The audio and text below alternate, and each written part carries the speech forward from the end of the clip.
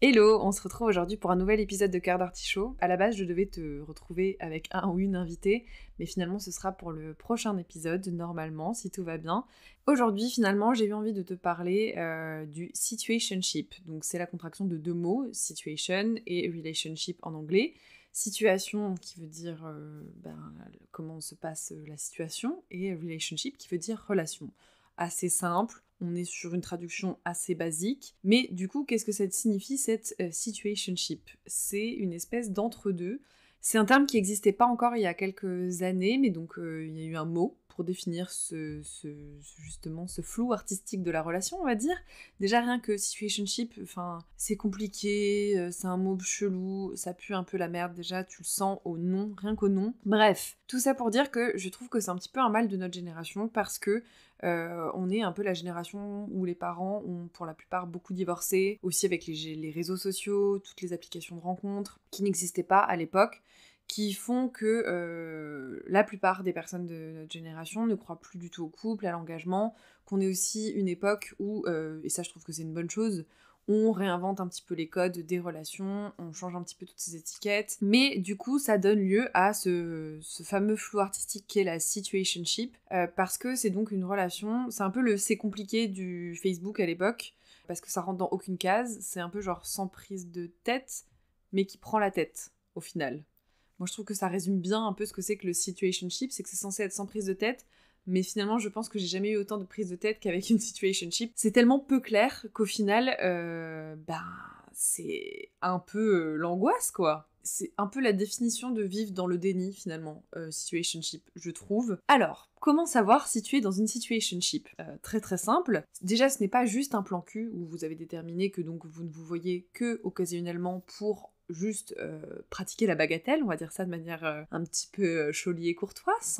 Mais donc ce n'est pas juste un plan cul, mais c'est plutôt le genre de relation du coup, qui n'en est pas une, mais parce que vous n'avez pas l'un et l'autre communiqué sur les termes de cette relation, sur les limites que vous souhaitiez vous poser, mais c'est le genre de relation où tu vas au cinéma, tu passes du temps ensemble, tu vas même au resto, tu t'envoies des petits messages mignons quand même, il y a presque quasiment des surnoms aussi, c'est ouais voilà, c'est vraiment comme être en couple sans en parler, et donc ça, c'est aussi le fait d'avoir peu de communication, on n'exprime pas ses besoins, soit on a peur de le faire aussi. Et c'est vraiment la définition même de avoir peur de l'engagement. C'est on se met dans cet entre-deux de vas-y, on ne prend pas trop de risques, mais quand même c'est sympa. Parce que sur le principe, en vrai, pourquoi pas? Je suis la première à m'être dit des fois...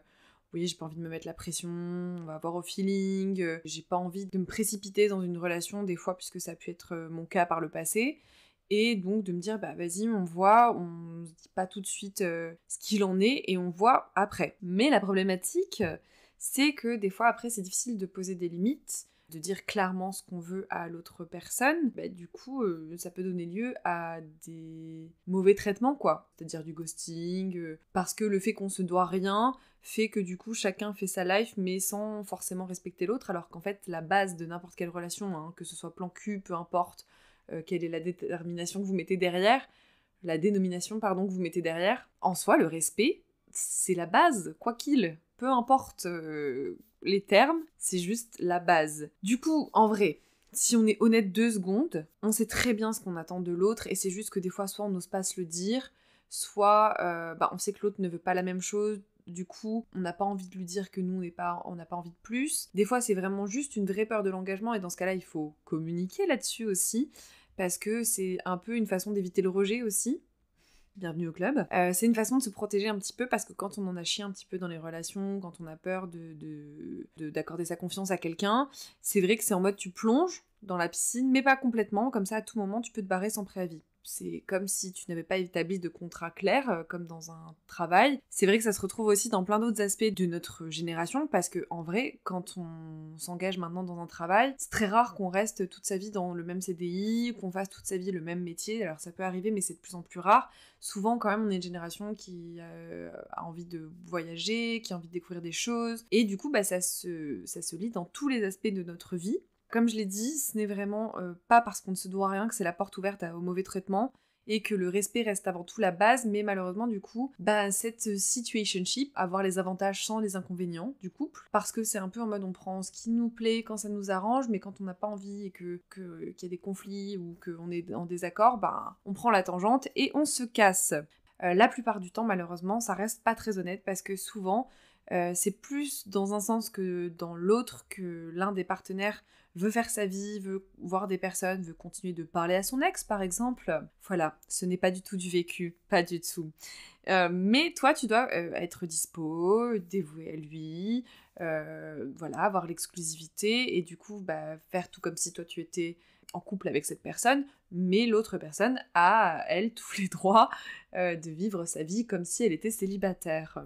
Ça rejoint cette notion de liberté, parce qu'il y a cet amalgame entre engagement et synonyme de perte de liberté, de enchaînement, tout ce qui est aussi du coup lié et attrait au mariage, au contrat, voilà, à l'engagement, ça fait flipper sa race. Et du coup, plutôt que de s'engager pleinement, on ne le fait pas. C'est que cette situationship, c'est quand ça dure dans le temps que ça devient problématique en fait.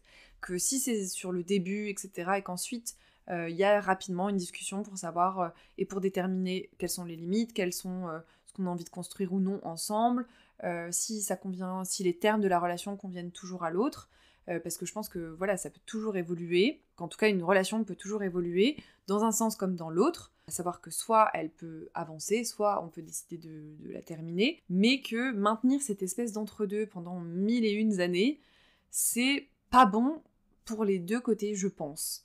Ou en tout cas, c'est sûr qu'il y a une des personnes très régulièrement, et pour en avoir parlé autour de moi avec des copines, pour l'avoir vécu aussi tout simplement, dernièrement, en vrai en 2 ans de célibat, j'ai connu 2-3 situationships, heureusement qui n'ont pas duré très longtemps, parce qu'à chaque fois j'ai réussi à mettre un terme et à exprimer que ça ne me convenait pas, et que ce n'était pas du tout ce que j'avais prévu pour moi, ce qui me convenait, mes besoins et tout. Mais c'est vrai que c'est délicat de le faire parce que moi aussi, des fois, j'avais envie de rester dans ce déni de... Je savais très bien qu'on n'était pas en couple, mais qu'en même temps, on se fréquentait comme un couple, et ça mettait le bordel dans ma tête, quoi. T'es jamais vraiment tranquille, c'est censé être sans prise de tête, encore une fois, on le répète, être censé être plus simple, mais moi, j'ai l'impression que ça complique tout.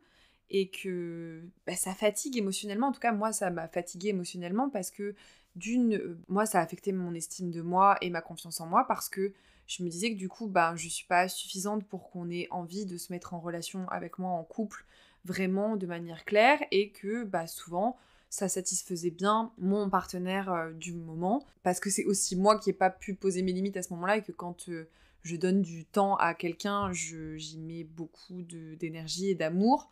Enfin, en tout cas, beaucoup d'attention. Et quand je donne de l'attention à l'autre, je fais pas de différence entre si... Enfin, bref, si je décide de t'accorder de mon temps et de mon énergie, c'est que pour moi, tu es important pour moi.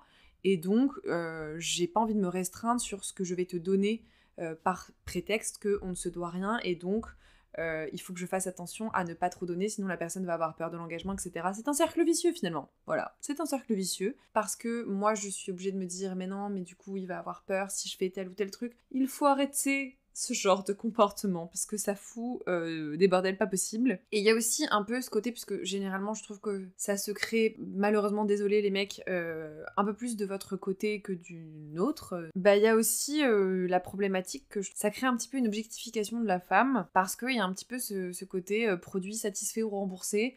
30 jours pour tester, si ça nous convient pas, on va changer. Ça rejoint mon épisode sur les applications de rencontres et ce que j'en pense. C'est que pour moi, il y a un petit peu ce côté, catalogue de, on sait que de toute façon, à dispo, on pourra retrouver la même ou le même, si ce n'est mieux, en 2-3 clics, et que du coup, on fait plus l'effort de rencontrer l'autre, de connaître l'autre, et de s'engager vraiment, parce que du coup, on se dit que de toute façon, à tout moment, à quoi bon le faire, puisqu'on pourra retrouver exactement la même relation, situation, avec un ou autre ou une autre partenaire. Et j'avoue, je trouve ça un peu dommage, et un petit peu triste aussi, parce que, du coup, on en vient à si toi, tu es un petit peu comme moi, à vouloir t'engager, à vouloir créer une relation. Enfin, en tout cas, moi, j'en viens à une période de ma vie où j'ai 27 ans et j'ai envie de construire quelque chose avec quelqu'un. Genre, je suis contente d'avoir pu être curieuse, explorer différentes relations, accueillir pleinement mon célibat maintenant. Mais je pense que je suis prête à accueillir quelqu'un dans ma vie.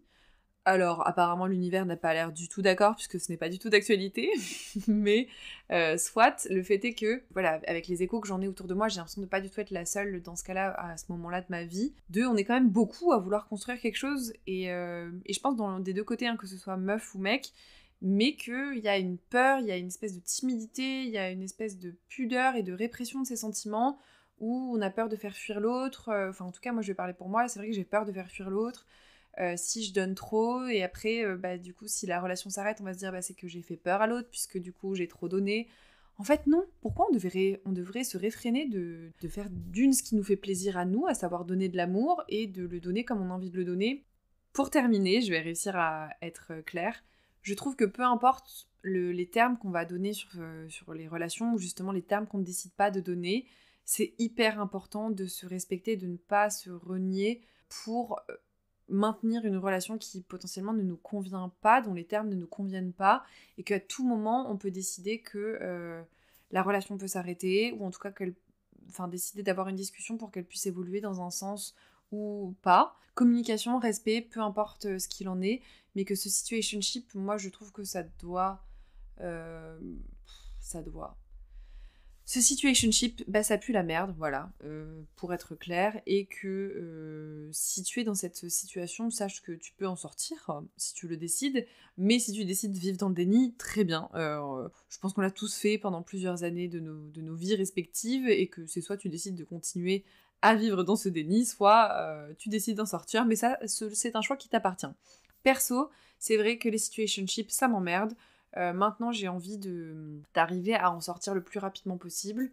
Ça évite une perte de temps, tout simplement, que je n'ai plus envie de perdre, puisque notre temps à chacun est précieux, et que donc, évitons chacun de se gaspiller de l'énergie, du temps, de la fatigue mentale, de perdre de la confiance en soi inutilement. Voilà. C'était tout ce que j'avais à vous dire pour aujourd'hui. Voilà, j'espère que ça a clarifié la situation pour certains. Et je te souhaite une très belle journée, soirée, matinée, peu importe, nuit peut-être. Je ne sais pas à quelle heure tu écoutes ce podcast. On se retrouve très bientôt pour un nouvel épisode de Cœur d'Artichaut. Si cet épisode t'a plu, n'hésite pas à le partager, à le noter sur la plateforme sur laquelle tu l'écoutes.